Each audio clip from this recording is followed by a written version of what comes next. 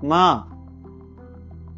आप क्यों खाना बना रहे हो? निशा कहाँ है? और आपको कितनी बार बोला है, माँ घर का काम मत किया करो, मत किया करो, लेकिन आप मानते नहीं हो ना।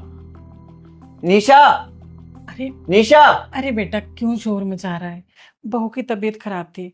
मैंने उसे मना किया था काम करने के लिए, वो तो कर रही थी। माँ, और कितना झूठ बोलोगे? घर में क्या चल रहा है क्या नहीं मैं अच्छे तरीके से जानता हूँ, हर चीज़ पे नज़र है मेरी। और मैं ये भी जानता हूँ कि निशा का घर के कामों में बिल्कुल भी मन नहीं है। माँ, घर के सारे काम करने के लिए ना काम वाली लगाई हुई है। बस एक काम दे रखा उसे खाना बनाने का, और उससे वो भी नहीं होता। और खाना भी आपसे बनवा रही है।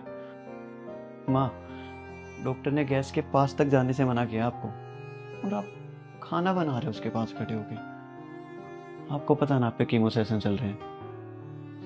अपना ख्याल रखा करो, कम से कम अपने लड़के की तो फिक्र कर लो।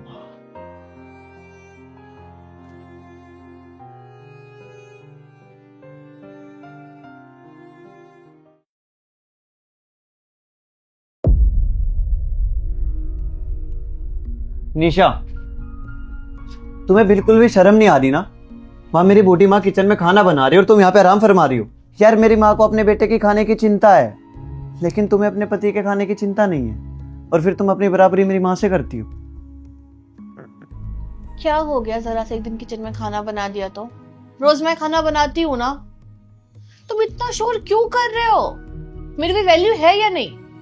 निशा, यहाँ बात वैल्यू की नहीं है। यार, मेरी माँ ने ना पूरी जिंदगी काम किया है, और वो अभी भी तुम्हारे बराबर ही काम करती है, तुम्हारी हर काम में हेल्प कराती है। अब उनकी थोड़ी तबीयत खराब है तो हमें भी उनका ख्याल रखना चाहिए ना। निशा, मेरे लिए ना तुम दोनों ही इम्पोर्टेंट हो, लेकिन तुम पता नहीं ऐसा क्यों सोचते हो कि मैं तुम्हारी वैल्यू नहीं करता। मैंने कभी तुमसे कुछ कहा, या मेरी माँ ने तुमसे कोई शिकायत की? इनफैक्ट माँ मुझे ही डांटती रहती है, और कहती है कि मेरी बहू ना मेरी सगी बेटी से भी ज़्यादा ख्याल रखती है मेरा। यार, तुम भी पूरे दिन घर का काम करती हो, तुम्हें भी रेस्ट चाहिए। नई नई शादी हुई है, थोड़ी टाइम बाद तुम भी जिम्मेवारियाँ संभाल लोगी। माँ कहती है कि जब तक उनका शरीर चल रहा है जब तक वो तुम्हारे काम में मदद करा देती हैं, लेकिन वो जब प्रॉपर ही बेड पे आ जाएंगी तो फिर तो तुम्हें ही काम करना पड़ेगा ना। जब माँ हमारे बारे में इतना सोचती है तो हमारा भी तो फर्ज बनता है ना उनके बारे में इतना सोचना। अब तुम खुद बताओ, मैंने कुछ गलत कहा? तुमने गलत नहीं बोला। गलत तो मैं सोच रही थी। मुझे लगा कि तुम माँ से ज्यादा प्यार करते हो, और मैं भूल गई थी कि हम दोनों का सबसे बड़ा और इकलौता सहारा तुम ही हो। और उससे भी बड़ी बात, हमारा सबसे बड़ा सहारा अभी मम्मी है। गलत थी मैं। उनको कुछ हो जाएगा ना तो फिर हमारा अपना कहने वाला कोई नहीं रहेगा। मैं ना अब उनका बहुत ख्याल रखूंगी, शिकायत का एक भी मौका नहीं दूंगी। हमें और इस घर को भी माँ की जरूरत है।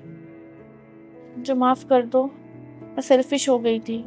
निशा, तुम्हें माफ़ी मांगने की कोई ज़रूरत नहीं है। तुम्हें समझ आ गया, मेरे लिए इतना ही बहुत है। और यार, तुम खुद बताओ, मेरी माँ ने मुझे जन्म दिया है, और तुम मेरे लिए उस माँ को छोड़ के आई हो जिसने तुम्हें जन्म दिया है। मैं अपनी लाइफ में कुछ नहीं चाहता, बस तुम दोनों को खुश देखना चाहता हूँ। अगर तुम दोनों की लाइफ में मैं इंपॉर्टेंट हूँ ना, तो मेरी लाइफ में भी तुम दोनों इंपॉर्टेंट हो। आती हूँ मम्मी की हेल्प करा के, ठीक है?